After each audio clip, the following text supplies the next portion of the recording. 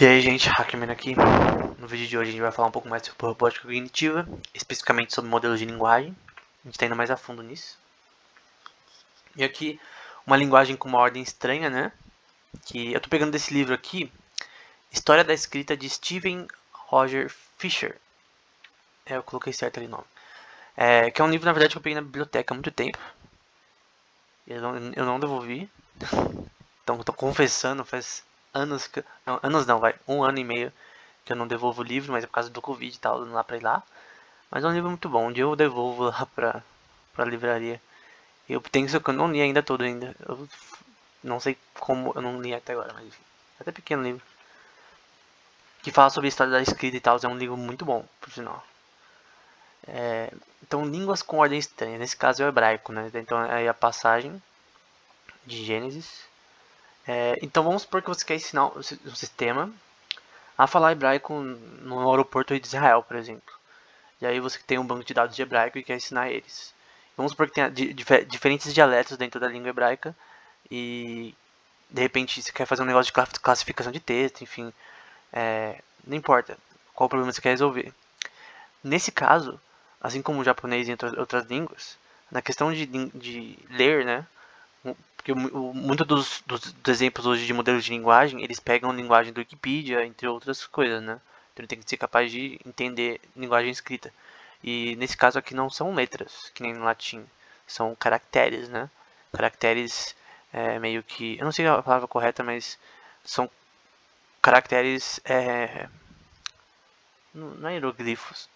São caracteres que são pitorescos, né? Então cada sinal aqui vai ser do alfabeto, né, hebraico, mas mesmo assim não é a mesma coisa que o português ou italiano, que são derivados da mesma origem, né? E a gente vai ver as origens dessas línguas já já. Então, por exemplo, no começo está escrito Bereshit bara Elohim, então criou Deus, né? Bereshit é começo, bara criou do nada, né? A gente fala ex nihilo, né? Do nada, do nada. Elohim é um dos nomes para Deus, né? Nesse caso é normalmente considerado plural, né? Então seria mais de um. Nesse caso, na interpretação correta, seria a Trindade, né? Então, Bereshit bara Elohim, et Hashamayim, os céus, né? Hashamayim, et Heretz, que é a terra, né? Então, no princípio, que o Deus dos céus é a terra. Vamos até aí, né? Senão depois vai ficar um pouco mais difícil pra mim. Que essa parte é fácil de decorar o significado, né? Eu sou muito ruim no vocabulário, né? Mas também a única razão para eu saber o hebraico é por causa do curso que eu fiz de teologia há um tempo atrás. Então, a única razão para eu saber grego e hebraico é porque na teologia você aprende, né? Pra ler. Mas nessa questão, o hebraico é diferente porque ele é da direita para a esquerda. Então, com certeza é um pouco mais... totalmente diferente para alguém como nós, né? Que vem do português. O japonês também é assim. Até por isso que os mangás são da direita para a esquerda. Mas é uma coisa totalmente diferente. E um modelo de linguagem, ele tem que se adaptar a isso, né? Porque tem línguas que elas escrevem da direita para a esquerda. E isso com certeza é um negócio que quebra a sua mente quando você começa... Porque, por exemplo, o livro, em hebraico, você começa da direita para a esquerda. Então, da direita é Gênesis e vai continuando. Então é totalmente estranho para um leitor ocidental. E as línguas, né, elas são divididas não só biblicamente, mas academicamente, na parte linguística da história da língua, da escrita, até no livro do Fisher, Sem, Cã e Jafé, que na minha opinião são personagens históricos, tá? Personagens não, são pessoas que viveram, na minha opinião, né? Eu creio na Bíblia e tal. Mas tudo bem se você não crê, né? Mas eu creio. Então, Sem, Cã e Jafé, né? Que foram os filhos de Noé, né? E segundo a Bíblia, eles povoaram a terra, né? Foram os únicos sobreviventes do dilúvio, né? Ao todo 8 sobreviveram, né? Que foram Sem, Cã e Jafé e suas esposas. Aí já são 6. E Noé e a sua esposa provavelmente também. 8 ao todo, né? E aí, eles popularam a terra depois do dilúvio. E a gente vê aqui do Sem, né? O Sem que era um dos filhos bons, né? Que Cã foi o filho malvado que fez besteira. Que não vou falar sobre isso agora. Então a descendência linguística de Sem. Então dá pra ver ali a escrita semítica, é chamada de semítica por conta disso. Então o hebraico, por exemplo, é uma língua semítica.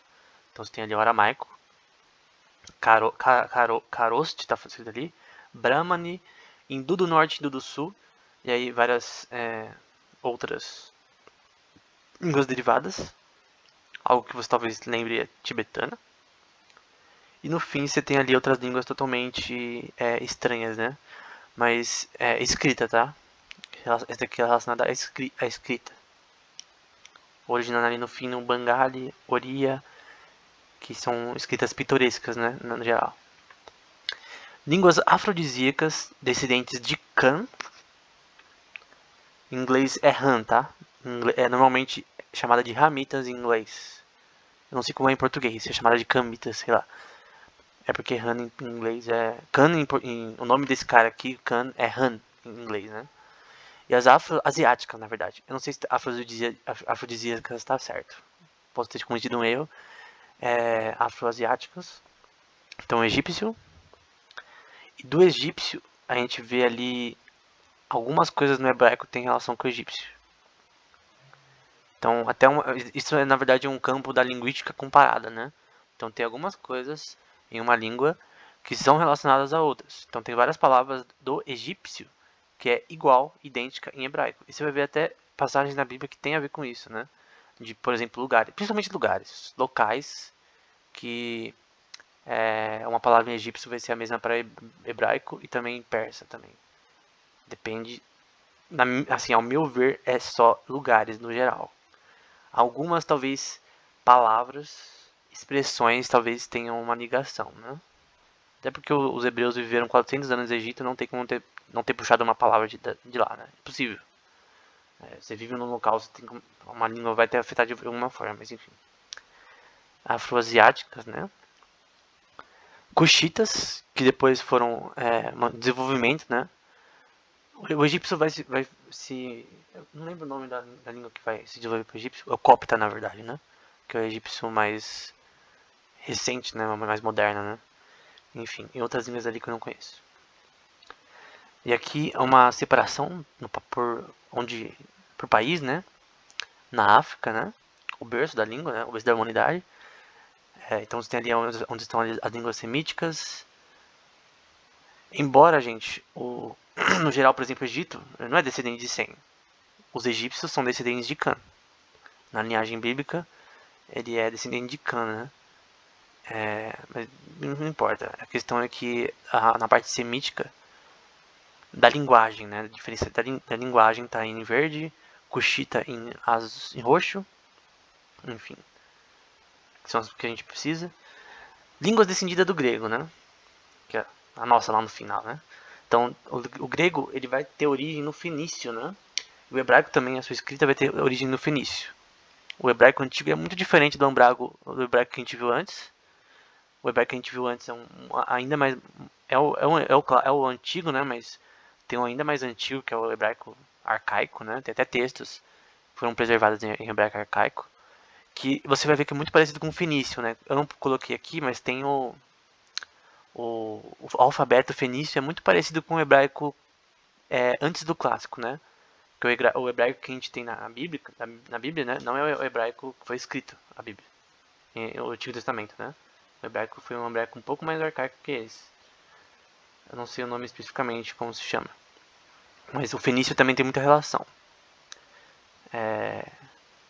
Então tem ali paleo no começo, lá, o grego, né?